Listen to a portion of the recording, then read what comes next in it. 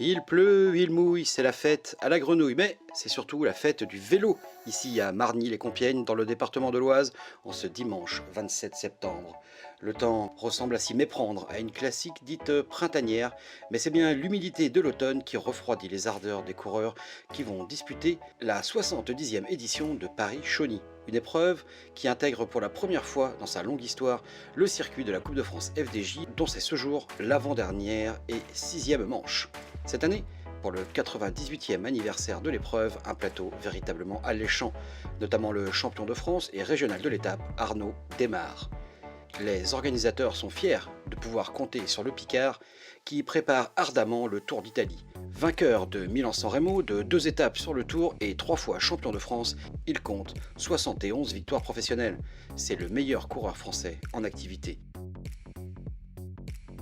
Le jeune homme de 29 ans a prouvé qu'il était en grande forme cette année. En témoignent ses 10 victoires depuis le confinement. En sera-t-il de même sur Paris-Chauny ? Je suis le plus vieux du groupe, je suis avec plein de petits jeunes et voilà, j'ai pas mon train habituel, mais en tout cas, je leur ai dit qu'on allait essayer de se faire plaisir. On sait que c'est difficile, donc voilà, on va jouer devant. Après, ça fait 10 ans que c'est pas arrivé au sprint.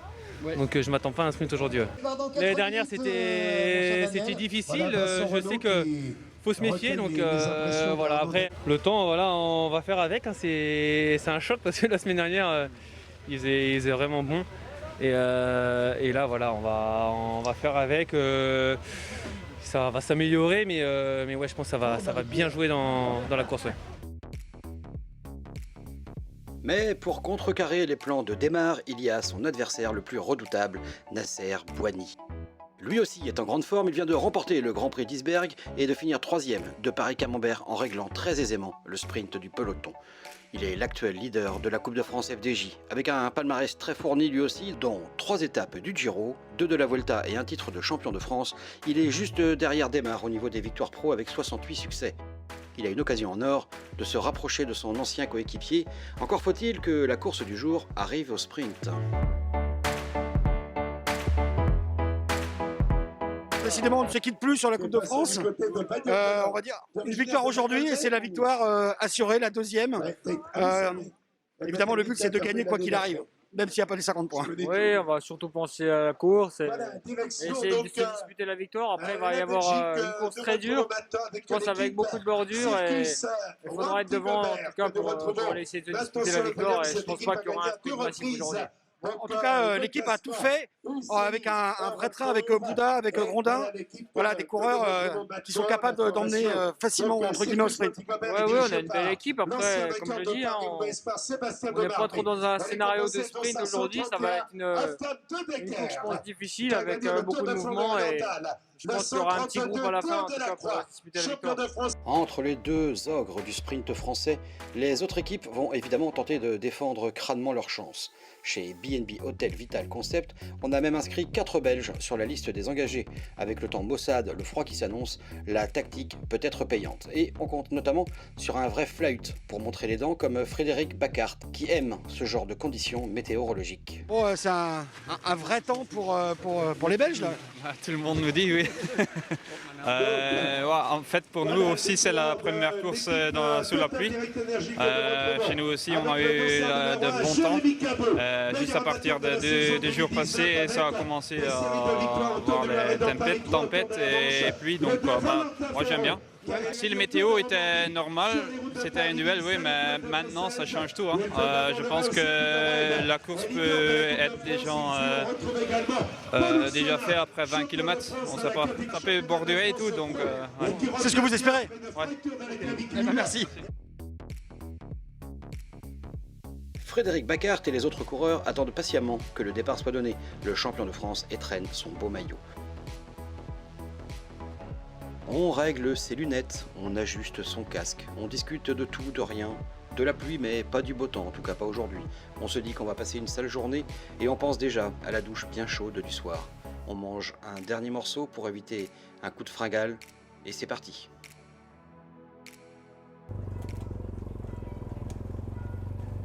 Et c'est parti pour un périple de 206 km 350 entre les départements de l'Oise et de l'Aisne pour nous amener à Chauny.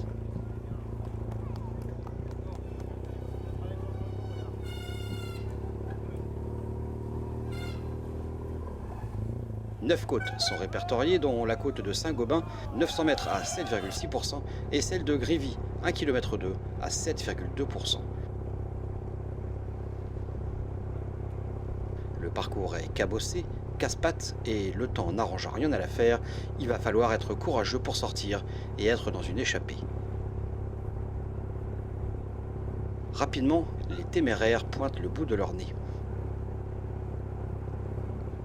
Ils sont comme des lions en cage, en attendant que le président de la course, David Bowens, n'agite son drapeau et libère les fauves. Et ça y est, le départ réel est donné, et 3 coureurs arrivent à partir à l'initiative du Hollandais de chez BIT Cycling, Jan Willem van Schip. Il est suivi par un autre coureur de l'équipe A-Block et un autre de l'équipe continentale Astana, Vino Astana Motors.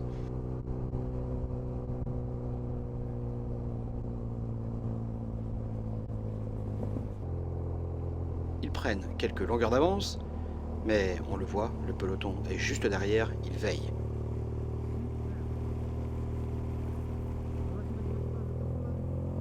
Et même Arnaud Démare, en personne, leur prive d'une escapade picarde qui n'aura duré que quelques centaines de mètres. Le peloton est déjà en file indienne, mais les coureurs des plus petites équipes invitées ne se découragent pas pour autant, comme Thomas Perroton d'Artet, un coureur français de l'équipe Eurocycling Trips, une équipe singulière de l'île de Guam dans l'océan Pacifique et qui a pour but de pratiquer le vélo à haut niveau tout en voyageant. C'est vrai que les conditions sont difficiles aujourd'hui. On bascule directement dans l'hiver. C'est vrai que ça va être compliqué. Mais on est là pour se faire plaisir, montrer le maillot. On est une équipe guamaise. On a l'objectif plus de voyager un peu partout dans le monde, de profiter des voyages. Mais bon, l'objectif premier aujourd'hui, c'est bien figurer et pourquoi pas aller marquer quelques points à la Coupe de France, se classer, quoi. Tout est ouvert aujourd'hui, surtout que dû au temps, je pense qu'il y aura beaucoup de monde qui sera moins motivé, donc pourquoi pas. Enfin, le but, c'est effectivement, c'est pas de faire que du tourisme. Non, pas que du tourisme. On est là, on a Geoffrey De Geers qui est déjà dans le top 10 mondial piste. C'est un bon sprinter aussi. Pourquoi pas le placer dans le final? Et après 15 km, toujours pas d'échappée, mais une nouvelle attaque. C'est un coureur de l'équipe américaine Rally Cycling qui part. Il s'agit du Canadien Pierre-André Côté. Son équipe connaît bien Paris-Chauny et l'apprécie. L'an passé, leur leader Robin Carpenter avait terminé 2e derrière Anthony Turgis.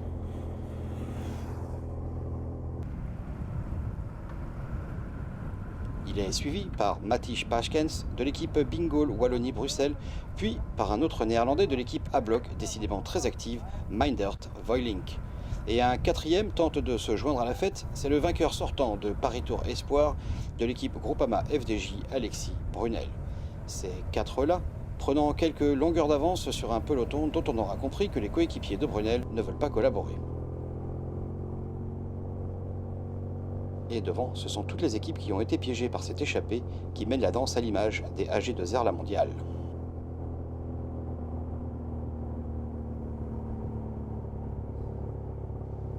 En cette période très compliquée, organiser un événement de cette ampleur est une gageure, un combat de tous les instants avec une épée Damoclès qui plane au-dessus de vos têtes. Pourtant, le pari est gagné grâce notamment aux 180 bénévoles de Paris-Chauny et à la volonté farouche d'un président passionné qui a refusé d'abandonner. Nous l'avions rencontré la veille de la course. Paris-Chauny, c'est une histoire. C'est une épreuve qui a 98 ans. Elle est née en 1922 et elle va avoir 100 ans dans 2 ans. Et cette année, pour la 70e édition, on a ce label Coupe de France. C'est pour nous aussi une belle récompense parce qu'on est une équipe 100% bénévole. Les contraintes n'ont pas été faciles, on reconnaît, mais on a essayé de coller au mieux au niveau de la charte UCI, au niveau du Covid-19. Et c'est vrai que le protocole sanitaire, surtout qu'on est sur 2 départements, un département qui est rouge et un qui ne l'est pas. Donc on a plus de contraintes sur la ligne de départ, on va dire plus de latitude sur la ligne d'arrivée. On est toujours sur une jauge de 5000 spectateurs. Pour Chauny, c'est bien, mais on va quand même travailler sur ce protocole avec un contrôle de température pour tous les spectateurs qui vont rentrer, et un filtrage en amont et en aval de la course. On a le plus beau plateau qu'on ait jamais eu sur Paris-Chauny, puisqu'on fait full. 25 équipes, 175 coureurs qui vont partir de Marny-les-Compiègnes en terre isarienne. Il y a du vent, il y a de la pluie. Ça va sembler la course de Flahut. Alors rendez-vous vers 17h30, on verra qui va lever les bras sur le boulevard Gambetta.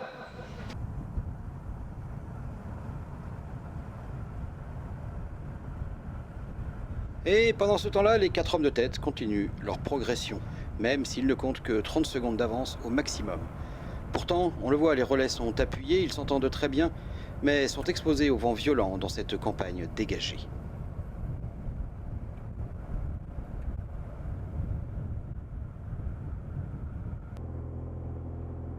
Cependant, malgré tous leurs efforts, les 4 hommes de tête, les 4 courageux, les 4 aventuriers, ne pourront pas aller au bout. Et même sans les Groupama FDJ à l'avant, le peloton refuse que ces 4-là aillent au bout. On roule depuis moins d'1 heure, il y a eu 2 échappées, toutes avortées. Le peloton est désormais seul aux commandes de la course, attention, au contre. Mais pour essayer de s'échapper à cette allure-là, ça va être très compliqué.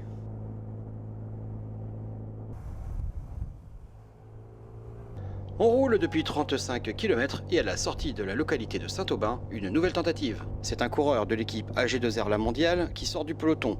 Il s'agit de Quentin Jauregui qui profite du travail de ses coéquipiers. Un coureur de l'équipe Bingo Wallonie-Bruxelles l'accompagne, eh bien c'est à nouveau l'intenable Mathieu Paeskens, déjà présent dans la 2e échappée. Jauregui se retourne par 2 fois, il voit que l'écart est fait et il voit aussi que 4 autres coureurs partent en contre. Il s'agit du 131, Halfdan De Decker de l'équipe Circus Wanty Gobert, du dossard 163, le jeune Tim Naberman de l'équipe Conti de la Sunweb, du 181 Jan Willem van Schip, tiens, auteur de la première attaque du jour au kilomètre 0, et enfin du 191 Gianni Marchand de l'équipe Tarteletto Isorex. Les 4 contre-attaquants ont rejoint les 2 primo-attaquants, ils sont donc 6 en tête. La pluie et le vent redoublent d'intensité. Cela fait les affaires des hommes de tête qui se retrouvent dans des villages à l'abri du vent.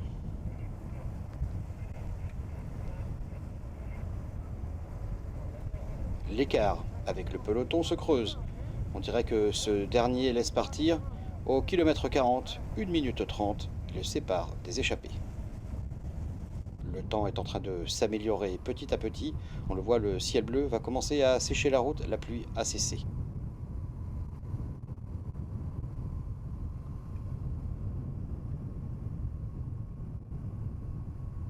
Et après 45 km de course, l'écart est d'1 minute 55 et bientôt 2 minutes au kilomètre 50.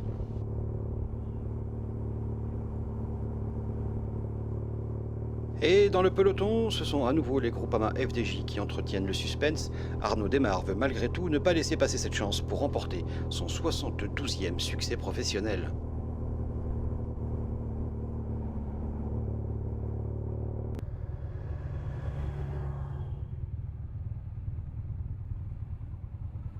Les échappés passent la côte de Barécis-Martial Gaillan, en hommage au directeur sportif de l'équipe Groupama FDJ, chaumois pure souche et parrain de l'épreuve. Nous sommes au kilomètre 72 et l'ardoisier nous indique un écart de 2 minutes 50.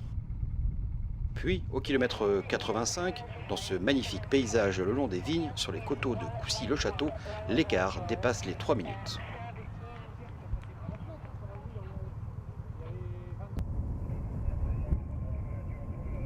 Quentin Jauregui sait que malgré tout, cet écart ne tient qu'à un fil. Il décide donc de remotiver ses partenaires du jour. Au kilomètre 95, devant l'ancienne abbaye de Prémontré, devenue depuis un hôpital, plus de 3 minutes entre les 6 hommes de tête et le peloton. Il reste encore 110 km à tenir, mais ce dernier a réfréné ses ardeurs.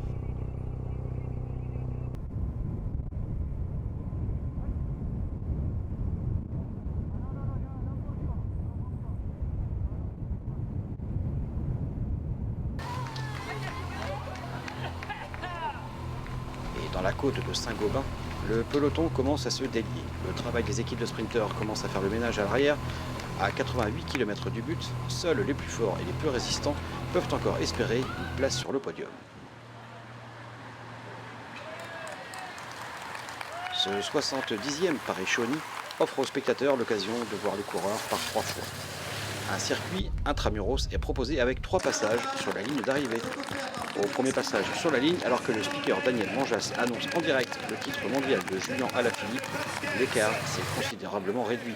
Seule 1 minute 30 sépare désormais les 6 hommes de tête du peloton. Il reste 18 km.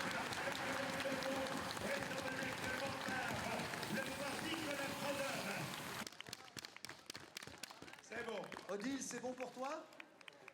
Dans l'avant-dernier tour de circuit, ce sont les hommes en rouge de Nasser Boigny qui se positionnent en tête, avec notamment le fidèle Laurent Pichon aux avant-postes. Mais Arnaud Démare, dans sa tunique bleu-blanc-rouge, est toujours avec ses coéquipiers, jamais très loin de son adversaire. À 9 km 500 du terme, alors qu'il reste encore un tour à parcourir et que la cloche retentit, les 6 hommes devant ne sont plus que 4 et le peloton est dans leurs talons.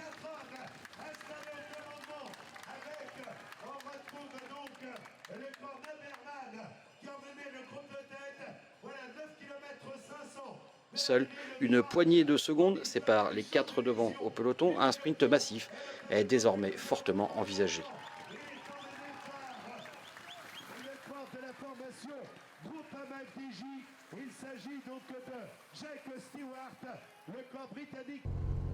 Quelques hectomètres plus loin, dans les rues de Chauny, l'échappée est terminée. Il s'agit maintenant de s'organiser pour déposer son sprinter dans la ligne droite longue de 300 mètres dans les meilleures conditions.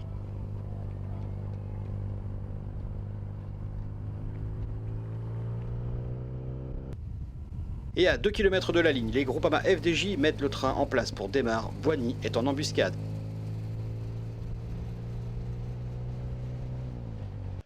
Tellement bien en embuscade qu'il déboule en tête et seul dans le dernier virage. À l'image d'un poursuiteur, Nasser Boigny, qui nous avait habitués à lancer son sprint à 200 mètres du but, surprend tout son monde. À 250 mètres, il a déjà une longueur d'avance devant le peloton, pourtant lancé à vive allure. Arnaud Démare semble piégé. Boigny se retourne une dernière fois, il sait qu'il a course gagnée, il franchit la ligne seul. Il a même le temps de profiter de son succès. Et quelle victoire de la part du Vosgien, une victoire presque inédite, tant il a écrasé la concurrence. Et évidemment, une immense joie qu'il partage avec ses coéquipiers. Pendant 2 ans, on l'avait un peu perdu. Il retrouve désormais son meilleur niveau, c'est mérité et cela lui ouvre de belles perspectives pour la fin de saison. Il fait désormais figure de favori pour Paris Tour.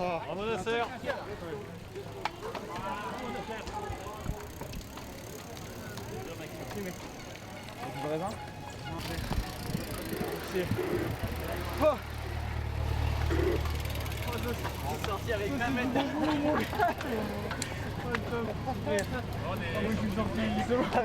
J'ai relancé 1400, ouais, j'ai revient.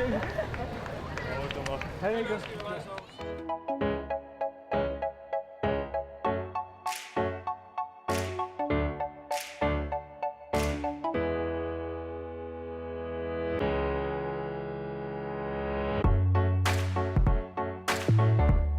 Malheureusement, le masque cache son sourire. Et il est heureux pourtant, Nasser.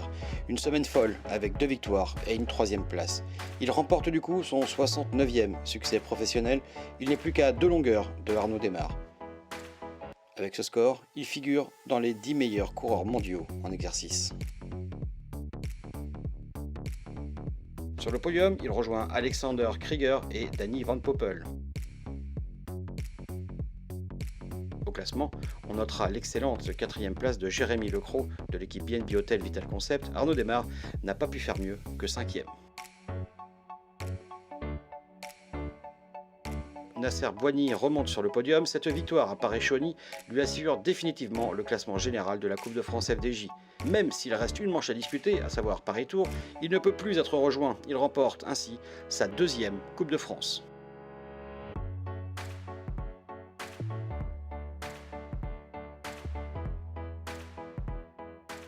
Nasser, félicitations. Racontez-nous un peu le final. Alors, vous avez débouler tout seul, comme si vous aviez fait le kilomètre. Il n'y a pas eu de vrai sprint en fait. Bon, déjà, ça a été une course très dure avec le vent. Donc toute la journée, il y a eu quand même une grosse bataille pour rester à l'avant du peloton parce que à tout moment ça pouvait casser. Donc au début je ne m'attendais pas forcément à un sprint massif. Et quand on est arrivé sur le circuit, l'équipe a super bien travaillé pour favoriser le sprint. Et ensuite j'étais très bien emmené. Et au dernier moment j'ai décidé de doubler mon poisson pilote avant le virage. Je me sentais vraiment bien. Et je me suis dit si je sors avec 2 ou 3 vélos, je me sentais capable de tenir jusque la ligne d'arrivée. Donc félicitations. Dans le final, est-ce que vous aviez eu peur que les 4 devant arrivent au bout ou pas? Vous maîtrisiez? Non, il y avait quand même la FDJ qui roulait avec nous. Il y avait des équipes qui travaillaient et voulaient un sprint massif. Donc je me faisais pas trop de soucis par rapport aux hommes qui étaient devant. Je savais qu'il y avait quand même encore de la main d'œuvre dans le peloton. Voilà, nous on fait le magazine de la Coupe de France. Donc deuxième Coupe de France pour Nasser Boigny. Félicitations. On imagine que ce n'était pas forcément un objectif en début de saison, mais c'est toujours quelque chose de plaisant. Mais c'est toujours bien de remporter une deuxième Coupe de France. Je l'avais déjà gagnée en 2015 ou 2016, je ne sais plus. Ah oui, 2015. Donc c'est toujours bien d'amener ça en plus à l'équipe Arkea Samsic. Super, merci beaucoup en tout cas.